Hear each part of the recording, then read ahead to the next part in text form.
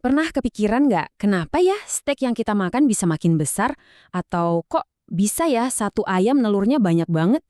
Nah, jawabannya itu ada di ilmu genetika ternak. Yuk kita kupas tuntas rahasianya. Nah, ini semua bukan kebetulan. Jawabannya ada pada proses seleksi yang super cermat. Ini tuh perpaduan antara seni dan sains yang sekarang semuanya pakai data. Yuk kita intip gimana para peternak mengambil keputusan-keputusan penting ini. Oke, untuk bisa paham cara kerja peternak modern, kita harus mulai dari satu konsep paling dasar, heritabilitas. Anggap aja ini fondasi dari semua pekerjaan mereka. Jadi, apa sih heritabilitas itu? Gampangnya gini deh, bayangin gen itu resep dan lingkungan itu kokinya. Heritabilitas itu ngasih tahu kita seberapa besar sih peran si resep alias gen dalam menentukan hasil akhirnya dibanding peran si koki. Intinya ini soal bawaan lahir versus cara dibesarkan. Kalau heritabilitasnya tinggi, artinya gen itu faktor utamanya. Sifat itu bakal gampang banget diturunin. Tapi kalau rendah, ya lingkungannya yang lebih nentuin. Dan info ini buat peternak penting banget. Nah, coba kita lihat contoh nyatanya. Beda hewan, beda cerita. Lihat deh, sapi, bobot badan itu heritabilitasnya tinggi. Artinya, genetiknya kuat banget.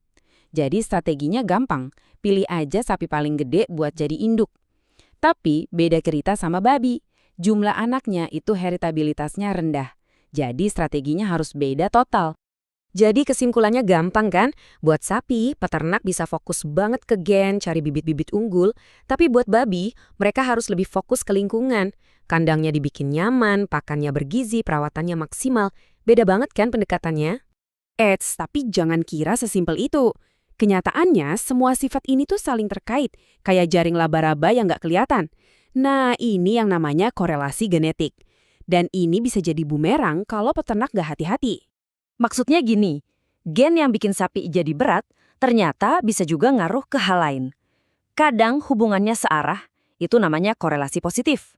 Tapi kadang bisa juga berlawanan arah, itu namanya korelasi negatif. Biar lebih kebayang, kita lihat langsung aja deh contohnya.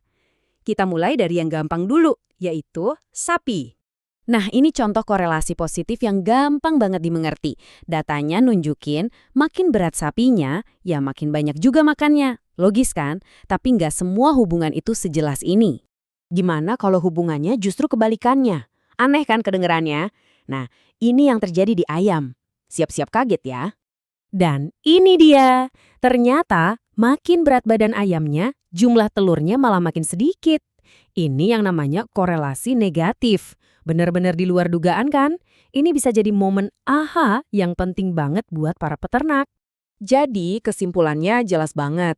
Ayam makin gede, telurnya makin dikit. Kalau peternak cuma fokus bikin ayamnya gemuk, ya siap-siap aja produksi telurnya anjlok. Ini bukti kalau pembiakan itu bukan cuma soal milih yang paling besar, tapi soal mencari keseimbangan. Oke, jadi buat rekap ya, korelasi positif, dua sifat naik turun barengan, kayak berat sapi dan jumlah makannya. Kalau korelasi negatif, yang satu naik, yang lain malah turun, kayak berat ayam dan jumlah telurnya. Paham bedanya? Ini itu kuncinya. Oke, kita udah ngerti soal heritabilitas dan korelasi. Terus, gimana cara peternak pakai dua ilmu ini di dunia nyata?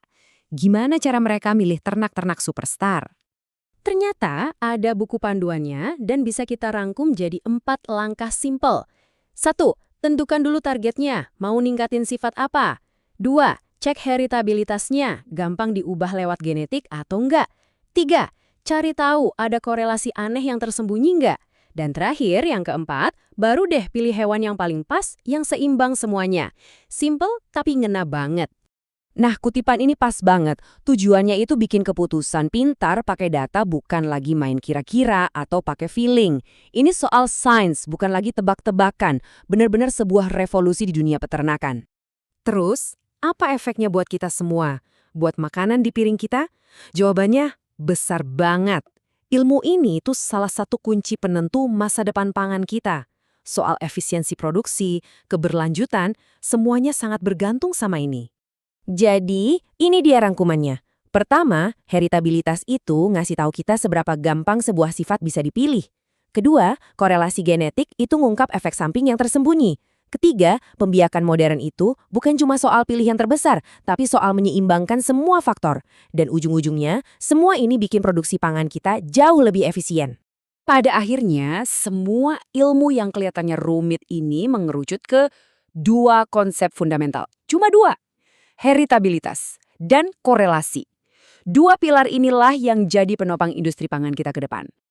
Ini akhirnya ninggalin kita dengan satu pertanyaan besar. Sekarang kita punya ilmunya, punya teknologinya. Pertanyaannya, mau kita pakai buat apa? Apa kita cuma mau fokus ke produksi yang sebanyak-banyaknya? Atau kita juga harus mikirin hal lain, kayak kesejahteraan hewannya, atau dampak ke lingkungan? Pilihan ada di tangan kita, dan keputusan hari ini bahkan nentuin makanan di piring generasi berikutnya.